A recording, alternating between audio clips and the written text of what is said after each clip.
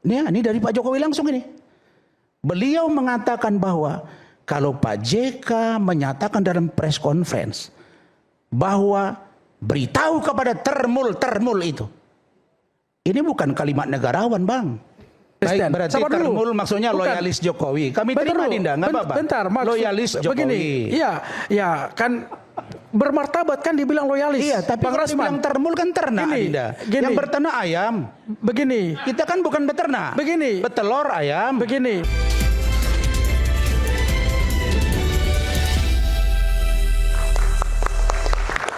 Bung Said silakan. Tadi Bung Ade menyatakan seakan-akan Pak JK terlalu banyak bicara. Itu saya ingin, karena saya mengikuti itu supaya clear. Karena saya tidak mau tokoh kita diadu-adu terus yang tidak merugikan semua. Begini, saya bertemu dipanggil Pak JK itu sehari sebelum bulan puasa. Kita harus ketemu. Banyak hal tentang negara ini yang kita harus diskusikan. Tapi saya minta jangan dikemukakan di publik. Karena kita harus memberikan penghormatan kepada Presiden untuk mengambil kebijakan. Itu pesan Pak JK ke saya. Ini soal apa misalnya? Macam-macam. Nanti saya jelaskan.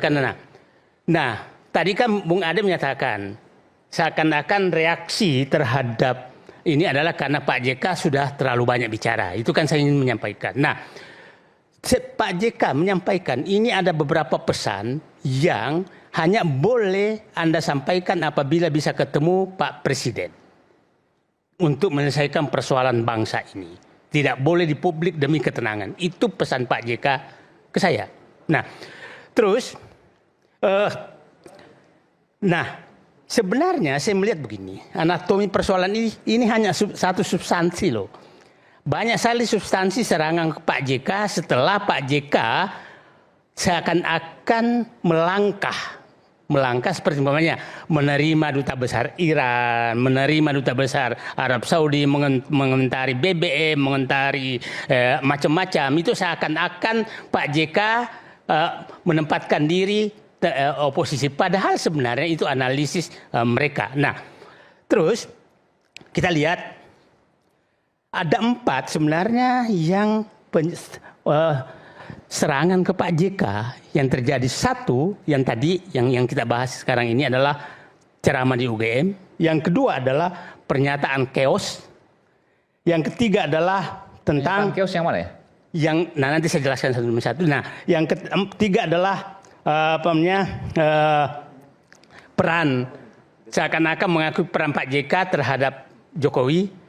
Yang keempat adalah sampai dibuka utangnya di bank.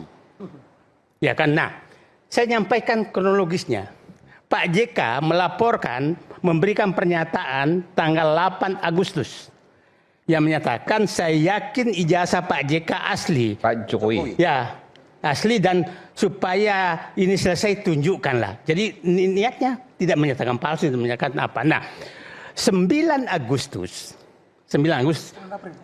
April, Pak Jokowi bereaksi terhadap hal itu. Saya tidak akan menunjuk pernyataan yang sudah berulang kali. Saya tidak akan menunjukkan orang yang menuduh palsu yang harus membuktikan. Itu pernyataan daur ulang, ya kan? 9 April muncul ininya Bung Ade Armando. Oke? 10 April, kok Agustus terus saya? Kayaknya ada yang kejadian Agustus nanti. Oke. 10 April yang menarik langsung muncul isu baru. Idrus Marham, wakil ketua umum Partai Golkar, langsung menyerang Pak JK pernyataan chaos. Oke. Jam yang sama, hampir sama, Seskap menyatakan juga itu tentang chaos. Tapi kan nggak nyebut Pak JK kan? Menyebutkan, ada yang menyatakan chaos. Nah, iya, kalau Pak ini Idrus jelas menyatakan. Nah, saya ingin sampaikan. Pak Seskap tidak menyebutkan Pak JK. Ya, tidak menyebutkan, tapi menyatakan. Nah, saya menyatakan, Pak JK tidak pernah menyatakan chaos. Saya dengan Jenderal Gatot Nurmantio diminta Pak JK mendengarkan situasi ekonomi dan sosial politik ke depan. Dan saya membaca pada saat itu dan beliau memang menyatakan jangan menakut-nakuti. Nah, setelah saya dengarkan ini agak ngeri kalau saya kan di pernyataan saya itu hari Lebaran.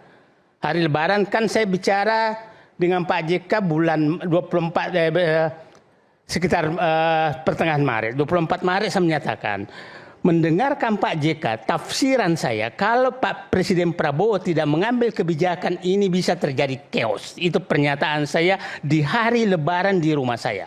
Nah, tahu-tahu Idrus Marham menyatakan pernyataan JK. Padahal pernyataan saya Didu. Nah, karena saya pahami saya ini betul-betul melalui krisis 98.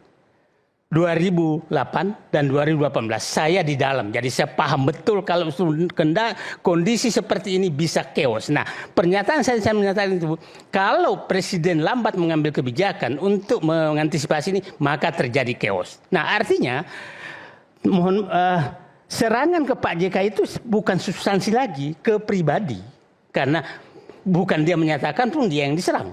Oke, yang ketiga pernyataan bahwa saya berperan bahwa dipotong presiden saya Pak JK menyatakan intinya saya nggak tahu kalimat asli tapi intinya saya akan Pak menyatakan saya berperan sehingga Jokowi menjadi presiden 2014. Ya. Ini kita tahu bahwa ini adalah reaksi terhadap ada yang menyatakan kok tidak berterima kasih kepada Jokowi sudah dijadikan wapres, kan itu reaksi Pak JK.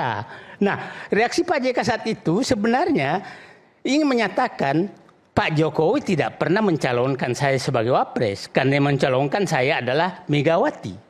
Itu pernyataan lurusnya. Jadi jangan menyatakan saya jadi wapresnya Pak Jokowi karena Pak Jokowi minta saya menjadi Nah, artinya serangan Pak JK bukan lagi substansi, ke pribadi. Okay. Nah, yang keempat, utang di bank. Itu jadi Pak JK. Utang Pak JK yang menyatakan 30 triliun. Ini sudah melanggar undang-undang. Jadi saya menyatakan serangan kepada Pak JK ini sangat sistematis. Yang dilakukan Ade Armando hanya 1 dari 4 serangan tersebut. Maksud Anda serangan terhadap pribadi Pak JK? Pribadi Pak JK. Terstruktur, sistematis, masif. Masif. Nah, itu terjadi PSM, kayak pemilu aja. Nah, jadi saya menyatakan saya pada saat itu dapat juga ini ngapain sih Pak JK melakukan ini? Saya bilang, saya tanya Pak JK, Pak kenapa Pak? Dia bilang begini, saya yang mengurus negara adalah pemerintah, tapi jangan larang kita warga negara memikirkan negara. Itu kata-kata Pak JK ke saya. Jadi kita memikirkan negara sebagai warga negara jangan dilarang dong. Tapi yang mengurus negara adalah pemerintah. Saya tidak mau mengurus negara karena memang sudah selesai. Tapi memikirkan negara tidak salah. Nah, pengertiannya orang ini karena dianggap politis sekali. Nah, sekarang begini. Kita lihat dari situ. Kan begini. Adalah sangat tidak salah. Karena pernyataan Pak JK terhadap Syahid itu menurut saya diksi. Bukan substansi. Saya pernah mengalami dengan Bung Aiman di sini tentang pernyataan saya di kursi ini tentang I.O. Itu diksi. Nah, jangan bangsa ini substansi karena diksi. Kan tidak begini. Pak JK tidak paham namanya Kristen. Sehingga dia tidak tahu. Ya dia tahunya Islam. Makanya kata Syahid itu yang dipakai. Padahal mungkin maksudnya lain gitu. Nah itu kira-kira diksi ya. Ini menurut saya diksi yang pemahaman diksi yang kita yang intelektual kalau diksi kita berdebat di diksi itu adalah kita menurunkan tingkat intelektual kita karena itu diksi. Jadi itu kira-kira jadi kita biasakan jangan karena diksi kita berantem karena substansi yang harus yang ini dari kronologis pernyataan Pak JK itu saya ingat betul waktu di konferensi pers Malino itu kata itu sudah keluar. Kata-kata yang disampaikan oleh Pak JK sekarang ini yang dipotong ini keluar pada saat itu. Oh itu keluar sempat? Ya keluar. Tahun ini dua-duanya menyatakan Syahid. 2000 berapa? Saya lupa. Di konferensi pers di Malino itu. Malino 1, Malino 2. Malino 1, Malino 2 sama. Oke. Diksi itu udah keluar 25 tahun lalu. Terus Kurang lebih seperti apa? Mirip apa yang sama? mirip. Ini dua pihak ini menyatakan mau mati Said semua ini kan. Oh. Itu diksi itu keluar. Nah, memang sangat orang curiga karena setelah Pak JK menyatakan Pak Jokowi tunjukkanlah ijazah asli biar selesai. Sangat orang curiga karena serangan terjadi setelah itu. Serangan terjadi setelah tanggal Pak JK 8. meminta Semua Pak Jokowi serangan menunjukkan terjadi setelah ijazahnya. tanggal 8. Jadi tak adalah Nanti sangat. saya jawab ya, Adinda. Dah, sebentar.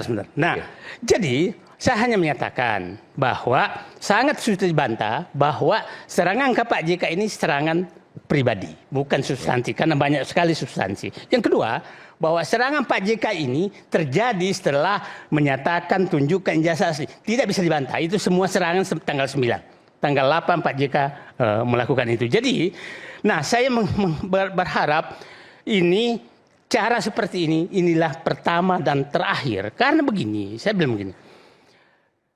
Adalah bangsa yang sangat sakit apabila bangsa itu sudah membakar pemadam kebakaran. Itu bangsa sangat sakit.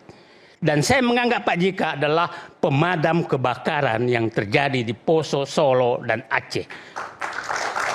Kalau ada orang yang sudah ingin membakar pemadam kebakaran, maka bangsa ini memang di puncak peradaban yang sangat rendah.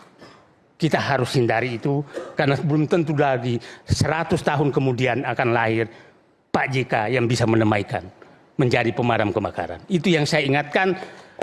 Pihak-pihak yang melaporkan itu Anda sudah seakan-akan ingin membakar pemadam kebakaran. Itu yang saya ingat, hentikan itu. Itu kita Pak JK bayangkan ya supaya publik paham.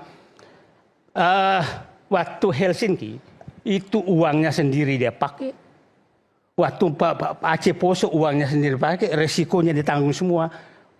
Said Didu. Helsinki waktu mendamaikan GAM dengan RI, uang pribadi Pak JK. Pribadi Pak JK. Ya. Ini ya. belum pernah diungkapkan ini. Enggak, karena memang negara nggak boleh. Maka dikeluarkan.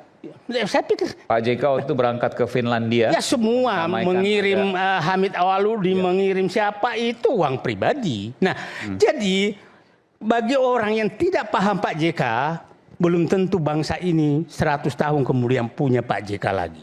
Itu saya pikir saya datang ke sini hanya menyampaikan bahwa sekali-kali hormatilah tokoh, jangan tokoh dijatuhkan hanya karena diksi. Terima kasih. Oke. Terima kasih.